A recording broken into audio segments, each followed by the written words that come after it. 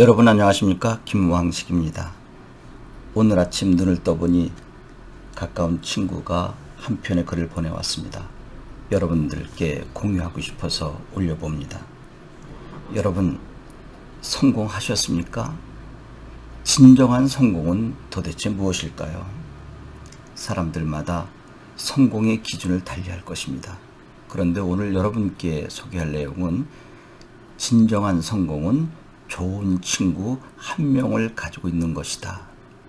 여러분, 오늘은 친구에 대해서 생각을 해보고자 합니다. 너무 바쁜 사람과는 친구하지 마라. 무슨 말일까요?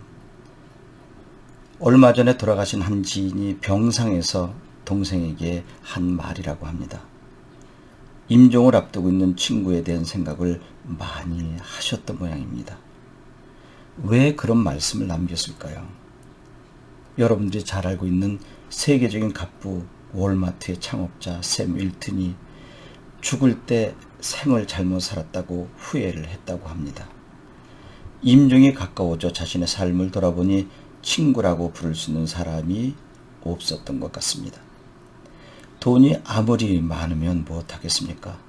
곁에 친구가 없다면 참으로 불행한 일 아닐까요? 어쩌면 가족보다 더 가까운 사이가 친구일 수 있습니다. 톨스토이가 쓴 이반 일리치의 죽음을 보더라도 그렇습니다. 임종을 앞둔 이반 일리치가 괴로웠던 건 용변을 볼 때마다 다른 사람의 도움을 받아야 된다는 것이었습니다. 그러나 불쾌하고 견디기 힘든 이 일을 도와주는 건 게라심이라는 하인이었습니다. 이반 일리치가 생각할 때 그의 처지를 이해하고 진심으로 그를 가볍게 여기는 사람은 게라심 한 명뿐이었던 것입니다.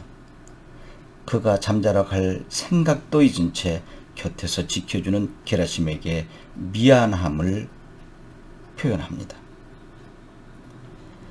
그러자 게라심은 이렇게 말했습니다. 우리는 모두 언젠가는 죽습니다. 그러니 제가 당신을 위해서 수고 좀 못하겠습니까?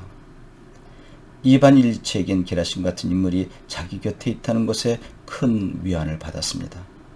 얼마 전에 워렌 버핏의 일화가 매체에도 많이 보도되었습니다.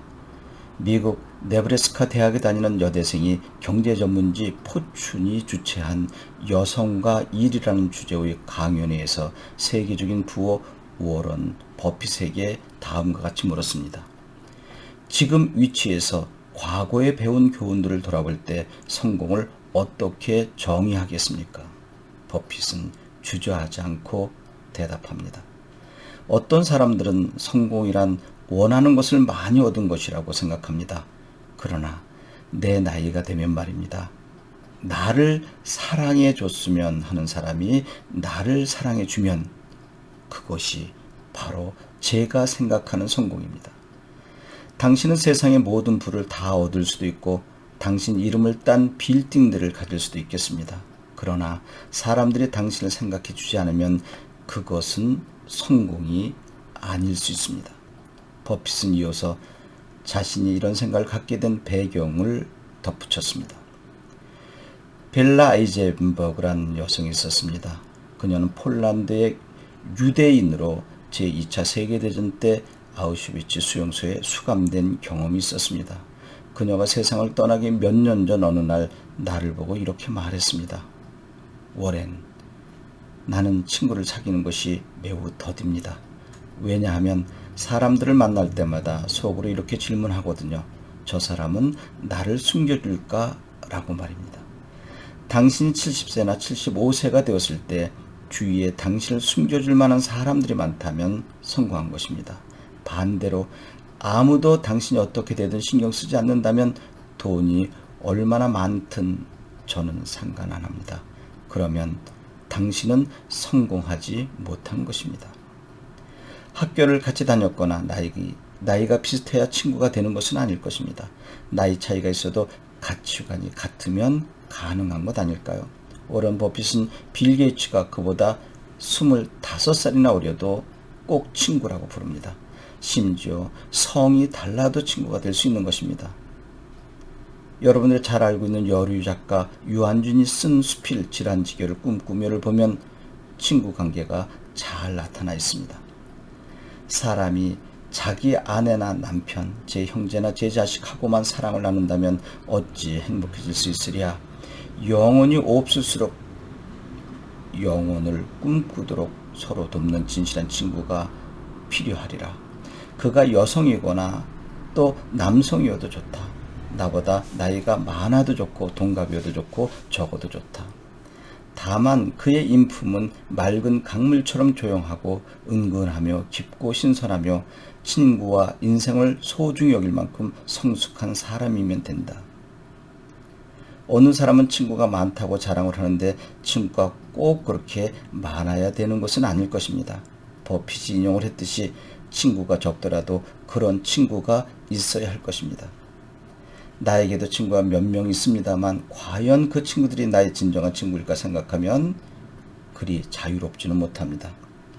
왜냐하면 내가 그들에게 진정한 친구가 되려고 노력했을까 반문하니 그러하지 못했기 때문입니다.